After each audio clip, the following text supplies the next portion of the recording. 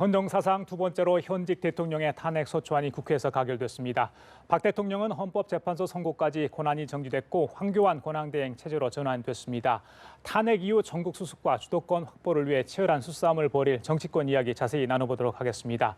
허성우 국가디자인연구소 이사장, 박수현 더불어민주당 전 의원 나오셨습니다. 안녕하십니까? 어서 오십시오. 예. 탄핵안 표결, 계속 쭉 지켜보셨죠? 네, 그렇습니다. 예, 많은 국민들 국회 본회의장을 예의주시했는데 한 70분 정도에 모든 게 이제 끝이 났습니다. 속전속결로 이뤘는데 예전보다는 좀 차분한 분위기였답니다. 하다고 지금 그런 얘기를 저희들이 지켜보지 않았습니까? 예. 정치인으로서 박 의원님도 좀 생각이 좀 남다르셨을 것 같아요. 정말 국민과 함께 누구나 마찬가지겠습니다. 대한민국 국민이면 정말 아주 무거운 마음으로 역사와 마주한 하루였다 이렇게 생각을 하고요. 그러나 어차피 마음은 아프지만 그 민주공화국의 품격을 세운 그런 탄핵 가결이었다 이렇게 평가할 수밖에 없습니다. 그 과거에 지금 앵커께서 말씀하신 대로 과거에 탄핵 2004년에 있었던 탄핵에서는 정말 그 본회의장이 난장판이 되고 쉽게 얘기하면 통곡이 있었고 들려나가고 이런 모습을 보였었는데 그때와 지금은 다른 것이 그 2004년 노무현 대통령에 대한 탄핵은 사실 많은 국민들이 반대하던 그런 탄핵이었고요. 이번 탄핵은 많은 국민들이 거꾸로 찬성하는 탄핵이었기 때문에 사실 새누리당 의원들도 그 차분한 분위기를 유지할 수밖에 없었고 또 어차피 가결이 예상이 되었었고 또 예상대로 또 220표를 훌쩍 넘긴 234표라고 하는 압도적 표로 가결이 되었기 때문에 비교적 차분할 수밖에 없었지 않나 이런 생각인데 어쨌든 그런 내용을 떠나서 어쨌든 대한민국으로서 참 아픈 날이고 대한민국 국민에게 참 아픈 날이고 또 특히 박근혜 대통령님을 압도적으로 지지하셨던 우리 대한민국의 많은 국민들이 계십니다. 그분들께도 깊은 위로와 정말 우리가 그런 말씀을 또 드려야 되는 그런 타임이 아닌가 이런 생각이 들고요. 어쨌든 앞으로 오늘을 계기로 해서 정말 통합의 대한민국, 탄핵 가결 이전과 이후가 완전히 다른 대한민국을 만들어냄으로써 이 아픔을 승화시키는 그런 계기로 삼아야 되겠다는 생각을 하고 있습니다. 알겠습니다. 자, 허 이사님, 촛불 집회도 그렇고요. 너무나 어떤 평화적인 시위의 모습에 많은 외신들이 깜짝 놀랐지 않았습니까? 그렇습니다. 오늘 그 본회의 표결 장면을 보면서도 방금 박 의원 말씀하신 것처럼 어떤 민주주의의 어떤 그 상징적인 모습을 봤다 이런 평가를 하고 있는데 전반적으로 어떻게 보셨습니까? 그렇습니다. 저도 오늘 그 상황을 지켜봤습니다만은 결국 우리 대한민국의 민주주의가 계속 진화하고 있다는 그런 생각을 많이 했습니다. 이게 이제 혹시나 싶어서 역사의 수레바퀴가 다시 뒤돌릴 상황이 있을 수도 있다고 생각했지만은 그래도 국민들이 요구하는 이 도도한 물결은 역시 거절할 수가 없다. 그래서 그것을 국민들이 요구하는 사항을 국회에서 그대로 반영해서 표결에 참여했다고 볼 수 있고요. 또 하나는 이제 과거 지금 이제 그 의원님께서 말씀하신 대로 2004년 3월 12일이죠 아마. 그렇습니다. 그때 이제 노무현 대통령 탄핵하고 이번하고는 사실 상당히 그 분위기부터 시작해서 모든 게 바뀌었습니다. 오늘 지켜보셨습니다만은 그 투표하는 과정에서 의원들이 굉장히 긴장한 분위기를 역력히 읽을 수가 있어요. 왜냐하면 진짜 대화가 없었어요. 다 침묵으로 거의 투표장에 들어가서 나오고 그리고 표정들이 보면 굉장히 무거웠습니다. 진지했죠. 진지하고. 그렇기 때문에 그 진지함으로 볼 때만 하더라도 이 뭔가 하여튼 국민들의 어떤 그 요구하는 그 목소리를 그 충분히 대변할 수밖에 없는 그런 상황이 아니었나. 그래서 오늘은 어떻게 보면은 저는 개인적으로는 좀 이기더라도 좀 아주 근소하게 200표 언저리에서 좀 날지 않았는데 참 의외로 압도적으로 났지 않습니까? 또 거기에다가 그 여당의 소위 말하면 초선 의원들이 상당히 한 20석 이상 가세했다고 이렇게 분석되는 걸 보면서 역시 참 우리 대한민국의 어떤 정치가 일정 부분 상당히 진화하고 있는 모습을 볼 수 있다. 그리고 보고요. 또 마지막으로 말씀드리면은 어쨌든 이제는 더 중요한 것은 그 오늘 이후에 사실 정치 일정은 이제 모든 것이 또 헌재와 정치권이 이제 별개 상황은 아니지만은 별개로 어떤 상황들이 갖고 국정 공백을 하여튼 최소화시킬 수 있는 상황들을 정치권에서 마련해야 된다. 너무 또 탄핵에 여기에 또 젖어갖고 헌재에서 하는 일까지도 또 방해할 수가 있으니까 이제 정치권에서는 조용히 헌재의 결정을 지켜볼 수밖에 없는 상황이기 때문에 정치권에서는 정치권에서의 역할을 이제는 할 필요가 있다. 그래 봅니다. 오늘 그 탄핵안 표결을 보면서 많은 어르신들이 참 사람 일은 모르겠다 이런 얘기를 제가 하는 걸 좀 들었습니다. 네. 전 4년 당시에 그러니까 그 탄핵의 주역들의 입장이 서로 바뀌지 않았습니까? 당시 김기춘 전 비서실장 법사위원장으로 역할을 했고 또 박근혜 대통령도 표결에 참여를 했죠. 근데 이제 문재인 전 대표 또 추미애 대표가 지금 상황이 아주 바뀌어가지고 그런 모습 어떻게 보세요? 이런 바뀐 인생. 예, 정말 이게 사람 발자자 모른다고 아이러니하죠. 완전히 뒤바뀌었습니다. 우선 박근혜 대통령만 보더라도요. 사실 박근혜 대통령은 이렇게 평가를 받습니다. 2004년 노무현 대통령 탄핵 전까지는 그저 그렇게 두각을 나타내지 못하던 정치인이었는데 98년 정치 입문 이후에 탄핵을 기점으로 굉장히 많이 그 전국적인 정치인으로 자리매김을 하게 되고 그것이 계기가 돼서 한나라당 대표 그리고 오늘 대통령까지 되신 분이시거든요. 사실 그 당시에 2004년 탄핵을 추진할 당시에 한나라당의 대표는 최병렬 대표였을 것입니다. 근데 이 탄핵의 역풍에 맞아가지고 한나라당이 완전히 그 폭삭이 망하는 상황이 되니까 그 당시에 비상대책으로 지금 박근혜 대통령을 그 당시에 그 대표로 세우지 않습니까? 그래서 소위 우리가 잘 기억하는 천막당사 뭐 이런 것들을 마련하면서 사실 새누리당이 한나라당이 그 총선에서 완전히 그 아주 작은 군소정당으로 전락할 것이라고 예상이 됐음에도 불구하고 개헌 저지선을 넘는 그런 성과를 거둬냈지 않습니까? 그렇죠. 그래서 그로부터 박근혜 대통령이 사실은 탄핵을 기점으로 해서 그렇게 해서 기회를 잡아가지고 정치인으로 자리매김하는 계기가 됐는데 오늘은 거꾸로 그 탄핵에 의해서 대통령직을 직무를 정지당하는 그런 비혼을 맞이한 것을 보고 또 거기에 이제 여러 가지 관련된 인사들도 지금 말씀해주신 대로 뭐 시간 관계는 그렇습니다만 다 대표적으로 그렇게 입장이 뒤바뀐 그런 하루였습니다. 저는 또 오늘 느낀 것이 역시 뭐 정치도 마찬가지고 우리 인생도 마찬가지지만 역시 뿌린 대로 거두는구나. 왜냐하면 사실 그 새누리당이 지난 그 총선에서 사실 민의를 반하는 행동을 많이 했지 않습니까? 그러다 보니까 여소야대가 된 거 아니겠습니까? 만약에 오늘 같은 날도 사실 여소야대가 아니었다면 사실 또 상황이 어떻게 될지 몰라요. 그렇지 않습니까? 박근혜 대통령이 18년 정치 인생이 이렇게 사실 막을 내릴 줄 아무도 생각을 못 했습니다. 또 어떤 분은 이런 이야기를 하더라고요. 박근혜 대통령이 대통령이 되기 직전에 이런 이야기를 했답니다. 아버지인 박정희 대통령의 영광을 나도 똑같이 그렇게 하겠다. 그런 영광을 받을 수 있도록 정치에 노력하겠다. 이렇게 했는데 사실 마지막에 박 대통령이 되고 나서 사실 최순실 사건이 터지고 나니까 정말 박근혜 대통령을 지지했던 사람들조차도 처음에는 이게 뭐야? 아닐 것이다. 근데 매일매일 같은 상황이 반복되면서 뭔가를 터져나오고 그게 진실이 밝혀지면서 이를 보면서 공황 상태에 빠진 겁니다. 이런 상태를 사실 어떻게 보면은 어떤 것으로도 사실 달랠 수가 없어요. 국민들 마음을. 어떻게 보면 뭐 좀 속았다 하나 아니면 너무 암담한 거죠, 사실은. 근데 그런 상황이다 보니까 이런 어떻게 보면은 박근혜 대통령이 사실 처음에는 사실 열심히 하려고 했지만은 결과적으로 너무 초심에서 좀 벗어났지 않았나. 지금 뭐 박 의원님 말씀하신 대로 천막당사의 그 심정으로 이 국정을 운영했다면은 사실 이렇게까지 되겠나 하는 생각을 많이 하죠.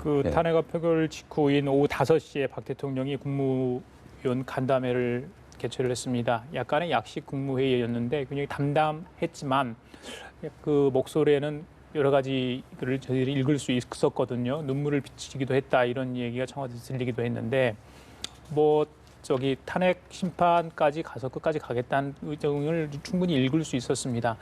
자, 어떻게 보면 이제 언론의 마지막으로 모습을 비춘 것 아니냐는 이야기도 나오던데 어떻게 보셨어요? 그 모습? 그렇죠. 뭐 어떻게 보면 이제 대통령 입장에서 보면은 이제 그 대통령의 리더십이라든가 도덕성 이런 거는 타격을 이미 다 받았기 때문에 이제는 어떻게 보면은 대통령 입장에서는 마지막으로 할 수 있는 게 이 헌재 판결을 좀 해보지 않겠나 하는 이런 입장이고요. 물론 이제 국민들 입장에서는 당장 일단 탄핵이 압도적으로 가결되기 때문에 뭐 헌재에서도 좀 빨리 이것을 결정을 내리라. 그렇지 않으면 국민들 목소리가 계속 커진다 이렇게 하지만 어쨌든 중요한 것은 우리가 이럴 때일수록 차분하게 헌법과 법 질서 범위 안에서 모든 걸 해결해야지 초헌법적 상황을 몰고 가게 된다면은 그러면 자기 다음에 대통령 후보도 대통령이 된다 하더라도 또 100만 이상 거리에 만약에 나온다면은 또 물러나야 되는 이런 상황이 되거든요. 그렇기 때문에 지금부터는 어쨌든 초헌법 상황으로 가능하면 가서는 안 된다. 그런 뭐 그게 좀 제 생각이고요. 예. 또 하나는 이제 어쨌든 지금 대통령께서는 지금 오늘 이제 마지막 국무회의를 담담하게 하시는 이유는 제가 볼 때는 하야보다는 아마 그 헌재의 결정을 예. 일단 최대한 존중하는 입장 아니겠냐. 근데 이제 오늘 이제 어쨌든 압도적으로 일단 그 찬성이 나오다 보니까 예. 헌재에서도 아마 그 시간을 오래 끌지는 않을 가능성이 높다. 예.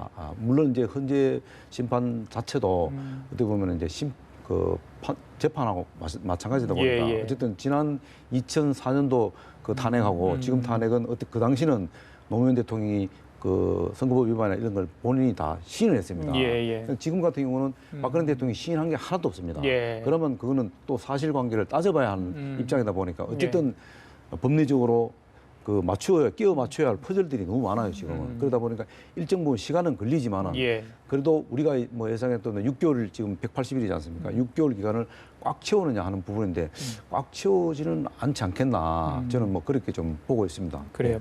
그 이제 본제로 이제 공이 넘어가지 않았습니까, 박 의원님? 네. 박 대통령이 할 수 있는 어떤 정치적 행위들은 하야 말고는 이제 없는 것 같습니다. 네. 헌재 판결 전까지는 맞지 않습니까? 그렇습니다. 예. 어떻게 보세요? 일단 끝까지 헌재 판결을 기다릴까 아니면 그 전에 하야를 할까? 어떻게 예상하세요? 지금 대통령은 뭐 그런 하야 같은 선택을 하시지 않으리라는 것은 상식 아니겠습니까? 예. 오늘 지금 말씀하신 그 마지막 그 국무회의 간담회 형식의 국무회의를 주재하면서 하신 말씀을 보면 정말 대통령의 마지막 말씀까지 토를 달고 싶지는 않지만 국정에 공백이 없도록 민생을 잘 챙겨라. 그리고 성장 동력이 멈추지 않도록 하라. 이런 지시 말씀을 하셨는데 사실 이걸 듣는 국민들로서는 좀 어이가 없으시죠. 아니 이런 일이 왜 생겼습니까? 국정 공백이 지금 당신 때문에 얼마나 많은 국정 공백이 생겼습니까? 얼마나 많은 민생이 무너져 내렸습니까? 그리고 얼마나 많은 창조 경제, 문화 융성 이런 것들 성장 동력이라 하는데 이 말씀은 다시 말해서 지금까지 나온 여러 가지 당신에 대한 혐의, 범죄 혐의 뭐 이런 것들은 전혀 아니다라는 것을 선언하는 것이거든요. 아직도 반성이 안 되신 것입니다. 무엇을 잘못했는지 모르시는 것이죠. 그렇기 때문에 아까 우리 허 이사장님 말씀대로 대통령은 이 상태에서 헌재의 판결 끝까지를 특검과 헌재 판결에 대비해서 오늘 그 민정수석도 교체를 하지 않았습니까? 그렇습니다. 최재경 수석. 그래서 최재경 수석 사표를 수리하고 그 정말 그 세월호 특조위에서 부위원장으로 활동하면서 세월호 특조위 활동을 아주 무력화시켰던 그런 그 국민이 받아들일 수 없는 그러한 선전포고로 국민이 받아들이는 그런 민정수석을 임명한 것을 보면 이제 대통령은 말씀대로 당신 입장에서는 차분하게 그 헌재 판결 특검에 대비하겠다라고 하는 것을 분명히 한 사실이고요. 이제 헌법에 의해서 대통령이 가는 헌법의 권한 여러 가지가 있지 않습니까? 뭐 그런 것들을 이제 국군 통수권, 그다음에 그 조약과 뭐 비준에 관한 권한, 그다음에 임명권 이런 것들이 이제 황교안 권한 대행에게 다 넘기고 본인들이 이제 아마 뭐 수석 비서관들에게 뭐 비공식 보고는 받을 것입니다. 그러나 국무회의를 주재하거나 공무원을 임명하거나 뭐 정책 현장을 점검한다거나 이런 일상적인 활동들을 이제 전혀 못하고 관저에 있으면서 그런 대비를 이제 하시게 되겠죠.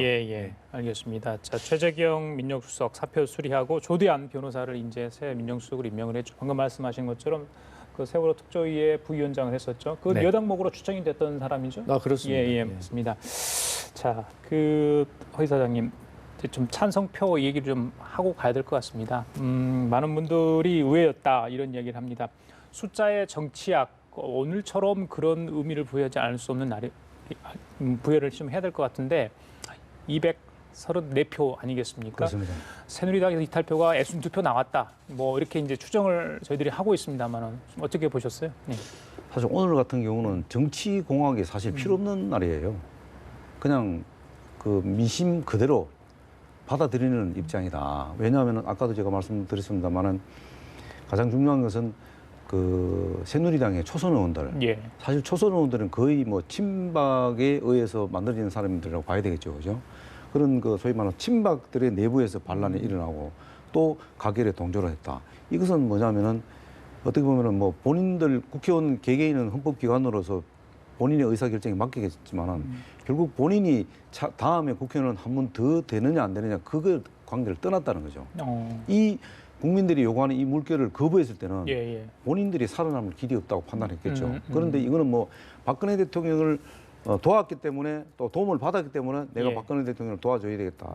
이런 어떤 그 인간관계 문제를 초월했다는 거죠. 이제 그렇게 해석할 수밖에 없는 거예요. 그렇지 않고는 이렇게 압도적으로 나올 수가 없거든요. 어떻게 보면은 그 나오더라도 거의 뭐 210석 미만으로 이 산술적으로 보면 그렇게 나와 있습니다. 그런데 이 234표라는 것은 사실 압도적이잖아요. 야당도 다 합쳐봐야 171석입니다. 이 171석인데 어쨌든 28표만 더 오게 되면은 가결이라고 했는데 그것보다 훨씬 상회했지 않습니까? 그렇죠. 그것을 뭐냐면은 결국은 그 친박들의 어떤 반란도 있었고 결국은 이제 그 어떤 새누리당의 간판을 계속 쓰고 이제는 달릴 수가 없다. 이렇게 아마 그 초선원들은 판단한 것 같아요. 물론 거기에는 뭐 중진들도 가세했을 수도 있겠습니다만 그러나 중진들은 거의 가세를 안 했을 가능성이 높고 주로 이제 초재선 의원들이 아마 그 가세를 했을 가능성이 높다. 이것은 뭐냐면은 본인들도 앞으로 이 전국의 주도권은 결국 그 비박계가 주도권을 질 수밖에 없다.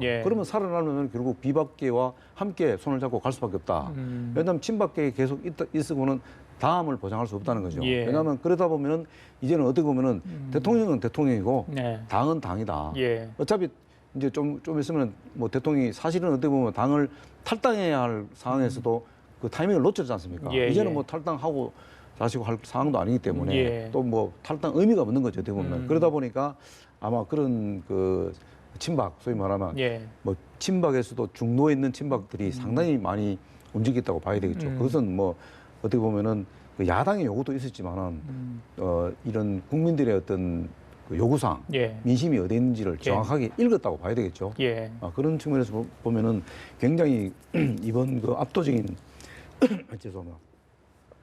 압도적인 것은 굉장히 저희들도 사실 정치권에서 굉장히 오늘 굉장히 놀란 표적은 저뿐만 아니고 막 여러분들이 만나는 분들마다 다 그런 얘기를 하더라고요. 압도적인 박 의원님께 먼저 이거 하나 여쭤볼게요. 그 국회의원 시절에 저 무기명 투표 하시지 않습니까? 그 기표소 들어가지고 이렇게 이제 참 가부를 하게 되는데 무효표가 7표 나왔어요.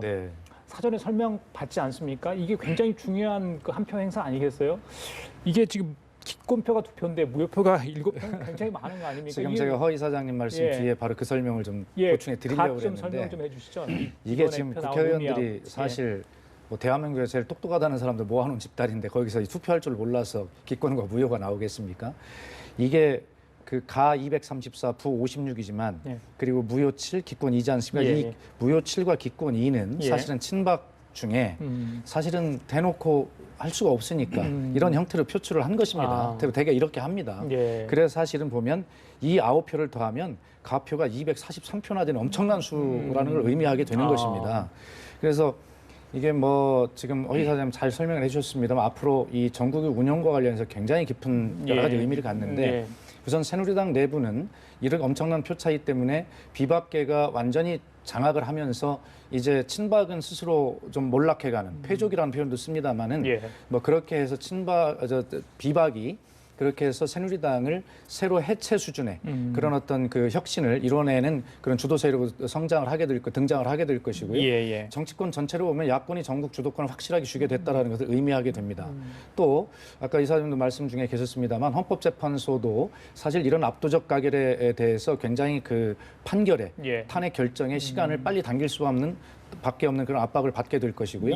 그래서 아마 이런 것들이 기왕 이렇게 됐기 때문에 제가 모두에도 말씀드렸습니다마는 바로 이러한 것들을 새로운 대한민국을 만들어내는 탄핵 가결 이전과 이후의 대한민국이 완전히 다를 수 있도록 기왕에 이렇게 국민의 압도적 지지에 의해서 국회의원들이 반응한 것이기 때문에 결과적으로 국민이 만들어주신 이 기회를 대한민국 정치를 완전히 바꿀 수 있도록 오늘 탄핵 가결이라고 하는 것이 박근혜 대통령에 대한 탄핵을 가결하는 것뿐만이 아니라 20세기적 낡은 질서에 사로잡혀 있는 머물러 있는 대한민국을 통째로 탄핵한 것이다라고 하는 생각을 가지고 그렇게 정치권이 지혜를 모아 나가야 된다 이런 생각을 하고 이야기가 또 그렇게 자연스럽게 가겠습니다만 오늘 더불어민주당의 추미애 대표는 좀 국민의당과 다른 결의 이야기를 하지 않습니까? 그렇습니다. 국회와 정부가 협의체를 만들어서 황교안 그 권한 대행 체제를 잘 안정적으로 갈 수 있도록 해야 된다는 의미의 이야기를 했지만 원래 이 탄핵 가결 전에는 사실 대통령의 즉각 퇴진 이런 것들을 끝에도 주장할 것처럼 보였습니다. 맞습니다. 그러나 그것은 시민과 광장의 목소리는 그걸 계속 가겠지만 정치권은 이제 이 탄핵 가결 이후에는 서로 향후의 정치 일정에 대해서 잘 논의해야 되고 황교안 권한 대행도 여기에서 어차피 최소한의 현상 유지만 할 수 있도록 예전에 고건 권한 대행처럼 그렇게 해서 전국의 주도권을 가지고 있는 야당과 충돌하지 않도록 자기관리를 잘하는 것이 앞으로 전국 운영에 굉장히 중요한 변수가 될 것이다 이런 생각이 듭니다. 저기 박 의원님, 그 탄핵 역풍은 아닐지라도 일각에서는 야권에서 마냥 웃을 수만은 없는 결과다 이런 이야기도 있어요. 방금 말씀한 게 그런 맥락으로 보면 됩니까? 당연히 그렇습니다. 지금 이것은 야권의 전국 주도권을 쥐어주신 것인데 여기서 야권이 자칫 잘못하고 정말 하다 보면 사실 국민도 이제는 이런 것들에 대해서 국가가 굉장히 이제 걱정된다는 생각을 계속 하시지 않습니까? 또 안보 걱정, 경제 걱정되는데 이 타임에서는 정말 이제 탄핵 가결 전까지와 다뤄야 되는 것이 고도의 정치력이 필요한 것이고 또 국민을 그러한 방향으로 잘 끌고 갈 수 있도록 하는 그러한 지도력이 확실하게 필요한 때다라는 것을 제1야당으로서는 특별히 더 느껴야 되고요. 그러나 그것이 정치권의 결정과 이 광장의 목소리가 어떻게 크게 괴리가 나지 않는 범위에서 그렇게 잘 안정적으로 끌고 갈 수 있는 대책을 이제 책임감 있게 느껴야 되는데 그것을 야권이 잘 못하면 국민은 거꾸로 야권에게 탄핵을 하실 것이다 이런 생각을 해야 합니다. 이 이제 촛불 시위에 사실 함의를 찾게 되면은 뭐 여러 가지 다 찾을 수 있습니다. 가장 크게는 어떤 뭐 대통령에 대한 어떤 탄핵으로서 어떤 정치적 행위를 좀 정치권에 대한 요구를 한 거고요. 또 하나는 뭐냐면은 지금 이제 과거 역대 이 대통령 직선제의 어떤 폐해, 그리고 제왕적 대통령제 폐해에 대한 어떤 제도적 이런 것도 바꾸라는 거는 함의가 좀 포함됐다고 봅니다. 왜냐하면은 사실은 그 야당에서도 처음 그 탄핵을 주도하면서 사실 그 탄핵 이후에 전국 상황에 대해서는 굉장히 그 사실 자제를 많이 했습니다. 왜냐하면은 이 탄핵 대우가 자칫하면 초점이 흐려질 수 있으니까. 근데 지금은 이제는 그 탄핵 결과가 이미 나왔기 때문에 어떻게 보면은 내일부터는 탄핵 정국에서 이제 새로운 정국으로 전환이 돼야 되는데 그동안 사실 숨겨놨던 내용들이 뭐냐? 그게 보통 헌법 개헌 문제입니다. 개헌 문제를 통해서 개헌을 통해서 사실은 어떻게 보면은 지금 제왕적 대통령의 어떤 폐해 이런 것들은 다 해도 87 체제 헌법은 이미 이제 용도 표기가 됐다고 봐야 됩니다. 왜냐하면 지금까지 역대 대통령이 한 번도 제대로 명예롭게 지금 퇴진한 경우가 없지 않습니까? 이게 마지막이 결국은 박근혜 대통령이 이제는 마지막이 될 수밖에 없다.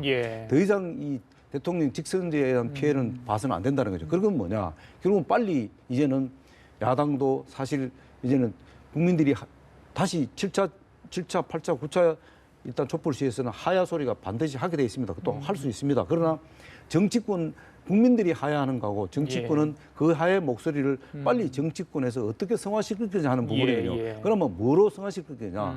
결국은 제도적인 손질이나 그다음에 지금의 어떤 우리 구조적인 문제를 어떻게 해결할 것인지 이런 것들을 여야가 머리 맞대서 해달라는 겁니다. 국민들은 하야를 충분히 얘기할 수 있죠. 그러나 정치권의 역할과 또 국민들의 어떤 목소리는 조금 다르게 움직여줘야 됩니다. 정치권은 국민들의 목소리를 어떻게 성화시킬 건가, 정치권에서, 제도권에서. 그것을 잘해야지. 오히려 야당에서 촛불 시위로 인해 갖고 사실 어떻게 보면 이번에 탄핵 가결된 것은 촛불 시위가 만들어진 겁니다. 야당이 뭐 표결만 한 거지 사실은 어떻게 보면 국민의 힘에 의해서 만들어진 겁니다. 이것을 너무 과신하면은 또 역풍 맞을 수 있다. 이런 말이 있지 않습니까? 물은 배를 띄울 수 있지만은 또 배를 뒤집을 수 있단 말입니다. 그러니 쉽게 말하면 정치는 이 생물이다 보니까 그 생물이라는 것은 결국 국민들의 어떤 민심에 의해서 움직인단 말이에요. 이 민심이 어떻게 앞으로 내일 작용될지 모른단 말입니다. 예를 들어서 뭐 내일이라도 당장 정말로 침묵을 지키던 어떻게 보면 이번의 경우는 진보 보수의 내용 싸움은 아닙니다만은 앞으로 다수의 침묵을 하던 다수의 보수들이 다시 또 결집을 해서 어떤 상황을 또 만들어갈 수도 모르거든요. 이번에는 어쨌든 많은 국민들이 목소리가 너무 컸기 때문에 거기에 다 국민들이 동조를 한 거죠. 그런데 이제 앞으로 또 민심은 또 더 지켜봐야 되고 그것을 잘 읽어야 되고 또 특히 야당은 너무 지나치게 여기에 안주해서는 안 된다는 겁니다. 그래야지 수권 정당에서 면모를 보여주는 것이 그것이 바람직하다. 지금 이 시각에도 이제 광화문 광장에서 촛불 집회를 하던 우리 그 시민들이 청운동 쪽으로 옮겨가지고 지금 집회 시위를 하고 있다 이런 얘기 지금 소식이 좀 전해 들어오고 있습니다. 한동안 광화문 쪽에서 하다가 청운동을 옮겨서 지금 막 해산을 했다 이런 소식이 지금 전해 들어오고 있습니다. 그리고 지금 황교안 대통령 권한대행이죠. 오후 9시에 오늘 마지막 일정으로 국가안전보장회의를 개최를 했습니다. 자, 여러 가지 바쁜 정말 한우, 정치적으로도 의미가 있는 그런 하루였는데 방금 이제 촛불 시위 얘기를 했습니다. 내일 7차 집회를 예정대로 이제 하는 거 아니겠습니까? 국민행동이 하기로 했는데 이전 6차례 촛불 집회하고는 사뭇 다른 분위기가 될 거다. 또 달라야 한다. 이런 얘기가 있습니다. 앞으로 전국 상황, 또 방금 말씀하셨지만 여야가 어떻게 모습을 가져야 될지 뭐 시위 자체는 평화적으로 아무래도 계속 돼야하는 건 당연하고요. 어떻게 예측을 하시는지요? 예, 그 탄핵 소추안이 가결된 대통령의 입장을 생각하면 상당히 안타깝고 동정심도 가는 부분이 있습니다. 그러나 이 문제는 그런 어떤 개인에 대한 문제가 아니기 때문에 좀 냉철하게 봐야 되는 것이 지금 대통령의 태도를 이해할 수 없다는 것이 국민들의 말씀이십니다. 그렇기 때문에 아까 우리 허성호 이사장이 말씀하신 대로 당장 내일의 촛불에서도 즉각 퇴진을 요구하는 목소리가 더 거세질 것입니다. 대통령께서는 말씀만 하시면 국민의 분노를 더 키우십니다. 오늘 마지막 국무회의 간담회를 주재하셨는데 거기에서 하신 말씀들이 아까 제가 말씀드린 대로 당신 때문에 일어난 일들을 마치 유체 이탈 화법처럼 당신이 또 지시를 하고 계신 이 어이없는 말씀 하시거든요. 그렇기 때문에 그러면서 절대 물러나지 않겠다는 것을 아주 강하게 어필하시는 것이고 한번 해보자라고 해서 민정수석을 그 강성 인물을 세운 것이란 말입니다. 이런 것들이 아마 국민의 마음을 좀 개인 대통령에 대한 이 안타까움과 동정심을 좀 확장시키는 그런 말씀과 조치들을 하셨어야 되는데 그러지 못하고 아주 강대강으로 선언을 하신 측면이 있기 때문에 내일은 이제 당장 촛불의 목소리는 강성해질 것인데 아까 이사장님 아주 좋은 지적을 하셨습니다. 그러나 이 광장의 목소리와 정치권의 목소리가 꼭 같아야 되는가라고 하는 것에 대해서는 정말 많은 지혜가 필요하고 그런 측면에서 앞으로의 정치 일정이나 이런 것들에 대해서 정치권에서는 정말 머리를 맞대고 긴밀한 협의가 꼭 필요한 이유다 이렇게 말씀드리겠습니다. 예, 알겠습니다. 자, 지금까지 허성우 국가디자인연구소 이사장, 박수현 더불어민주당 전 의원과 함께 얘기 나눠봤습니다. 두 분 말씀 잘 들었습니다.